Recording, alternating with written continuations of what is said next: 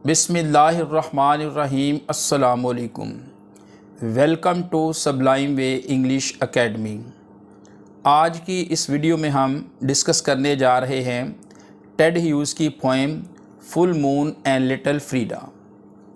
Full moon कहते हैं पूरे चाँद को, जब चाँद सर्कुलर फॉर्म में आ जाता है। इसको हम 14वीं का चाँद या बदर भी कहते हैं, और फ्रीडा उसकी छोटी बेटी का नाम है। आ कूल स्मॉल इवनिंग, एक सर्द मुख्तसर सी शाम, shrunk to a dog bark, सिमट गई एक कुत्ते के भौंकने की आवाज़ में, and the clank of a bucket, और एक बाल्टी की जनक की आवाज़ में।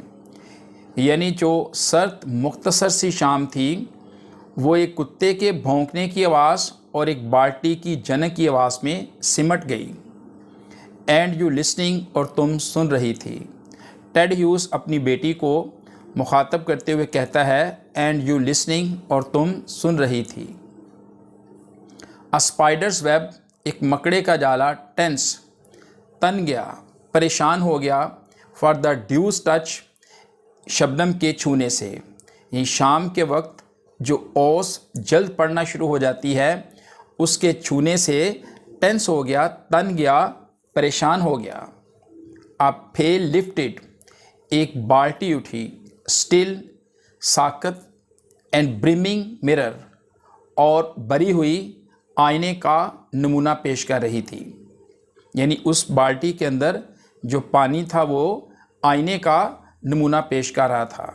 यानी शाम के जो औकात थे, लम्हात थे, वो इतने पुरसकून थे कि अगर कोई शख्स पानी से भरी हुई बाल्टी भी उठाकर जा रहा हो तो उसके अंदर से पानी छलक कर बाहर नहीं गिरता।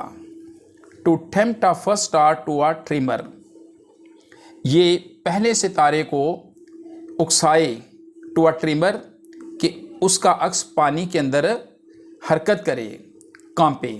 ट्रिमर कहते हैं शडर, ट्रेम्बल, कांपने को, हरकत करने को।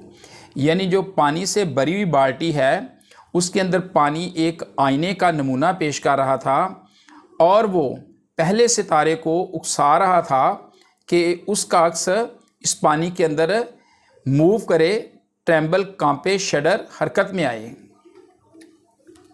Cos are going in the lane there, cows एक तंग रास्ते पर घरों को जा रही हैं। लूपिंग द हेजिस, झाड़ियों पर इधर उधर मुंह मोड़ते हुए उनको बेंड कर रही हैं, मोड़ रही हैं।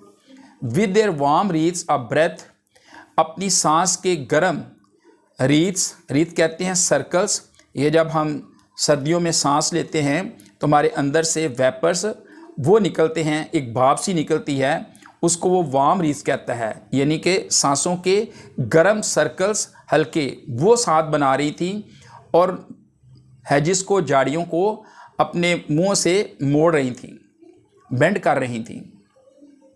अ डार्क रिवर ऑफ ब्लड, खून का एक तारीक दरिया, खून का एक तारीक दरिया। मैनी बोल्डर्स, बड़े बड़े कई पत्थर, बड़े पत्थरों को पोल्डर्स कहते हैं।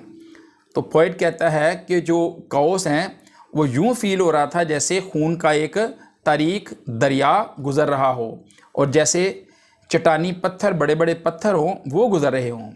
बैलेंसिंग अनस्पिल्ड मिल्क, जो उनकी बॉडीज़ के अंदर मिल्क था उसको महफूज करने के लिए कि कहीं वो गिरने ना पाए, तो आहिस्ता आहिस्ता अपने आप को तवाज़न में, बैलेंस में रखते हुए आहिस्ता सा जा रही थी। और यूं महसूस होता था जैसे खून का एक तारीक दरिया गुज़र रहा हो या बड़े बड़े चट्टानी पत्थर गुज़र रहे हों। मून, चाँद, यू क्राई सडनली, तुम अचानक चलाई। मून मून, चाँद चाँद। तो पोएट अपनी बेटी फ्रीडा को मुखातब करते हुए कहता है कि उस मंज़र को देखकर तुम अचानक चिल्लाई, मून मून, चाँद चाँद। The moon has step back, चाँद एक कदम पीछे हटा। लाइक एन आर्टिस्ट, एक आर्टिस्ट की तरह। गेजिंग, गौर से देखते हुए। अमेज्ड एट अ वर्क, अपने ही काम को देखते हुए हैरत ज़दा होते हुए एक कदम पीछे हट गया।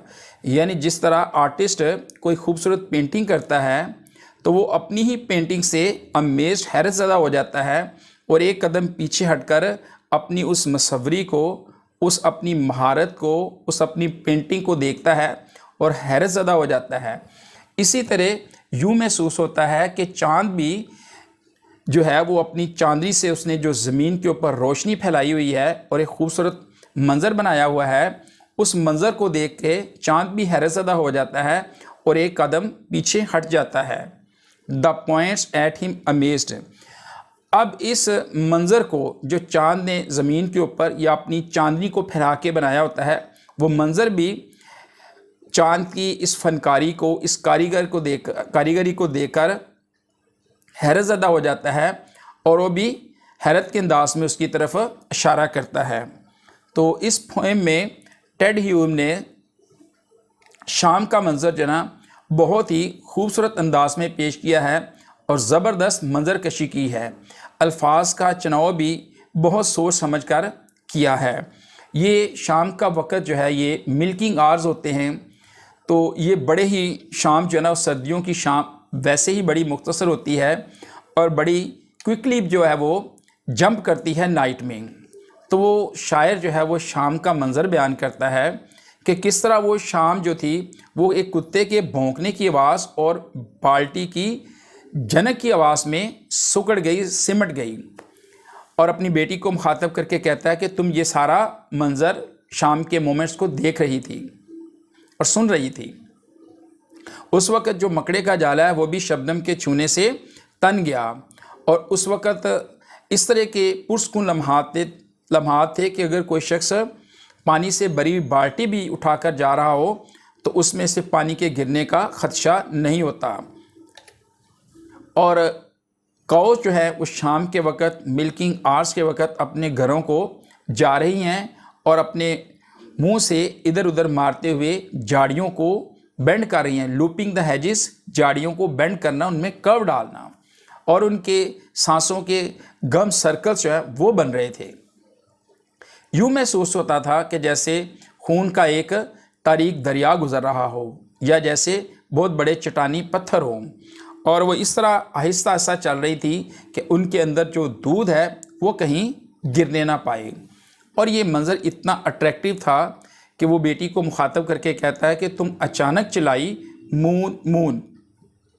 और मून भी अपनी इस हैरत ज़दा कारीगरी पर बहुत हैरान हुआ और एक कदम पीछे हट गया। जिस तरह कोई आर्टिस्ट अपने ही काम से हैरत ज़दा होकर पीछे हटता है और उसको एक नज़र देखता है, तो चाँद भी एक नज़र पीछे हटकर हैरत अंगेज़ अंदाज में अपने उस मंज़र को जो उसने अपनी चांदनी से बनाया होता है उसको देखकर हैरत ज़दा हो जाता है। तो बड़े खूबसूरत अंदाज में टेड ह्यूज ने शाम के मंज़र को पेश किया है। आखिर पर एलन ब्लूम का एजुकेशन के बारे में एक खूबसूरत कोटेशन है, education is the movement. Education एक हरकत है या एजुकेशन एक तहरीक है। From darkness to light, darkness से लाइट की तरफ, यानी एजुकेशन एक मूवमेंट है, एक तहरीक है, तारीकी से रोशनी की तरफ। यानी एजुकेशन जो है हमें तारीकी से रोशनी की तरफ लेकर जाती है। Don't forget to like, share and subscribe the channel for more useful videos. अस्सलाम वालेकुम, अल्लाह हाफिज़।